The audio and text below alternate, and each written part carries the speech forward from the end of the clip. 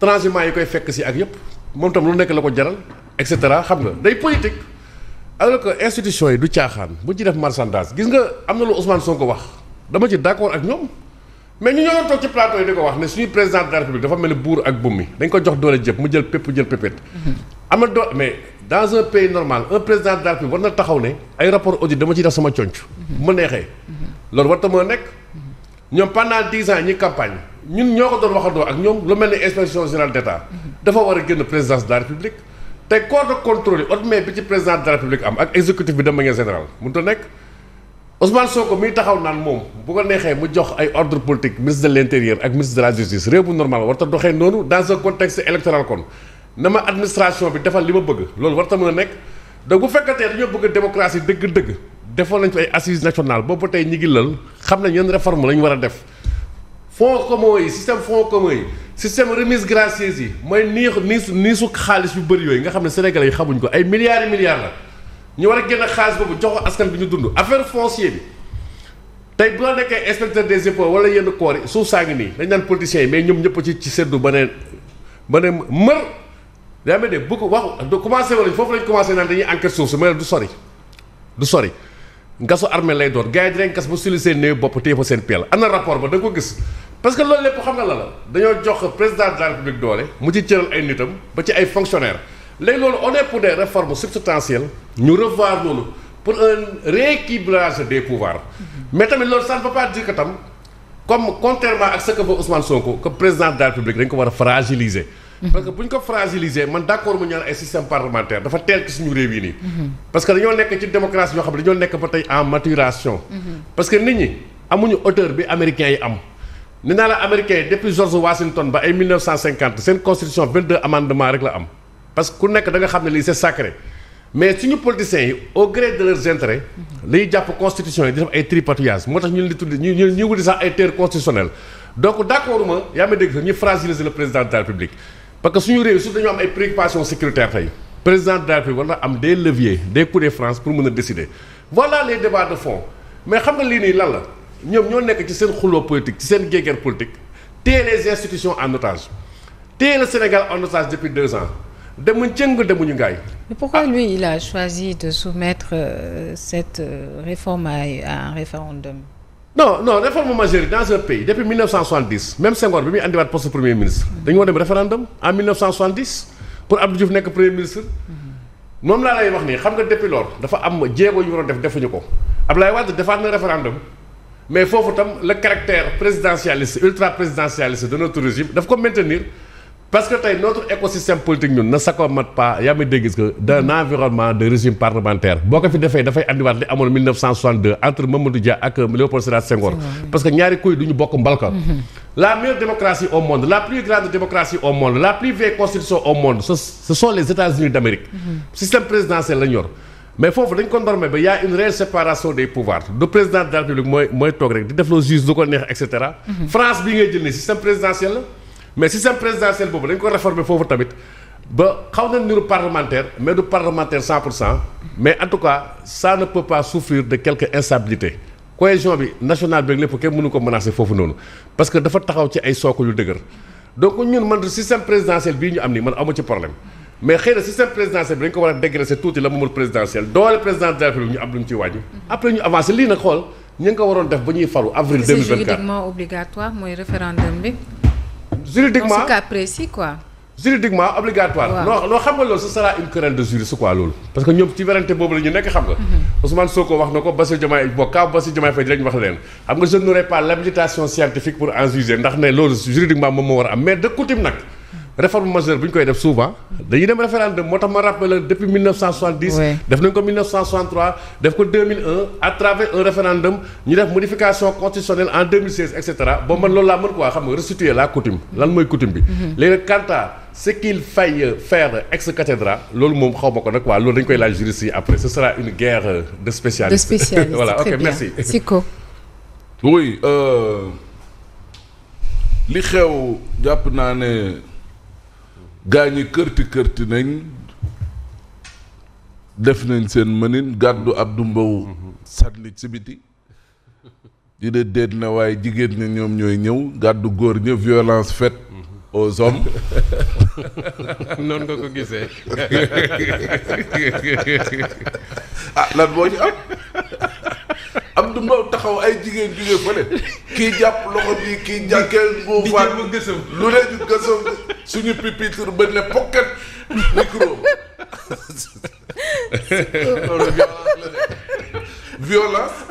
faite aux femmes lañ doon wax mais cette fois-ci quand même. Violence faite aux hommes. En tout cas. Et au sein du parlement.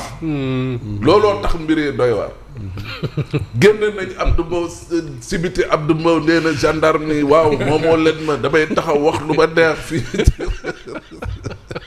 Non, finalement mais il était dans son on a ri oui mais parce que on a été hier la risée du monde. Et c'est ça malheureusement. way Far Dampagne. en parenthèse médias internationaux yu bëri ko couvrir image boobu. RFI moo ñëw Abdou Mbow loolu lañ génn. RFI moo njëkk ñëw taxaw ci kanamam tàllal ko. waaw mais yàggul dara occidentaux yi seen assemblée nationale dañuy xeex ñoom itamit li fi am fan am na fépp rek. ñoom réglé nañ seen problème muy lan ñoom bu ñu xëyee dinañ am lu ñu dund lu ñu lekk lu ñu naan seeni génération réglé nañ ko yéen nag. même bu dee dañuy dóor a mais yéen demoo leen puusoo leen paasoo leen. Ousmane Sonko moomu nekk foofu noonu di wax illégalement la toogee foofu benn ñaareel ba jël na réew mi dugal ko ci guuta moom Ousmane moom ñëpp am lu ñu war a wax ba mu des Ousmane Sonko ci réew mi parce que la mu doon woote lam fi wax lépp lam fi gëmloo Sénégalais lépp au finish nit ñi dañoo xam ne seen utopie la woon rek nit koo xam ne dalay wax lii tey suba mu wax la mais ça n'a pas de sens et malheureusement les choses vont finir ci fan à la poubelle. Tu m'étonnes. Oui parce que président bu ne day dem référendum mais amul dara lu ko tënk ci temps bi ak espace. y en a pas bu ko neexee mu bàyyi ba l'an 2050 di génne référendum ne gars yi nañ leen dem référendum est-ce que dina ko fekk kon da ngay gis ne dajaloon seen énergie yëpp fëq nañ fi fëxër fi def fi lu ne pour. affaire bi mujjee au finish ci loo xamante ne nii nekkatul seen cëggulugu yi loolu muy wax naan 3/5 way adoption la ak approbation loolu amul de loolu amul bu fekkee ne président dafa choisir la voie na la tuddati parlementaire su boobaa lay am 3/5 pour mën a jàll mais bu fekkee le président a choisi li nga xam ne moom mooy la voie référendaire su boobaa mënatuñu appliquer 3/5 jurisprudence boobu noonu muy wax parce que su boobaa le peuple sera souverain parce que président ci cëggal guyam moom mooy xool ci ñaari yoon yooyu ban na ciy jaar léegi nag choisirul fi nga xam ne 3/5 moo fay am la mu choisir mooy jox peuple bi ñoom ñu wax mais nag wax ji mooy doon kan lay doon waaw kon xam nga lañ doon def amul njëriñ maintenant xam nga li ngeen ciy jàngee moom mooy lan aussi moom mooy Ousmane Sonko démb tant soit peu am nañu taxaw ne ko si yii ngay def ci réew mi mënatul continuer parce que Ousmane ak waa Pastef jàpp nañ ne ñoom moom réew mi ba du am ñaar wala ñett ñoo xamante ne dinañ taxaw affronter les forces de l'ordre pourquoi parce que jàpp nañu ne ñi jël suñu constitution ndey charte réew mi def ko ab torchon pour di ko doxalee nu mu leen neexee il y a eu des arrestations il y avait du monde là-bas on l'a vécu en direct fi may terminer xam nga moom mooy la le président de la République il faut aussi ci lii ñu nekk jamono ji mu jël ay responsabilités xam nga lu may wax jël ses responsabilités argument bu ñuy avancer na woy dañoo soxla stabilité moom moo tax ñuy bàyyi Ousmane Sonko ak ay nitam di distingué wu malheureusement ci loo xamante ne ni kat adduna bi yëpp dañuy ree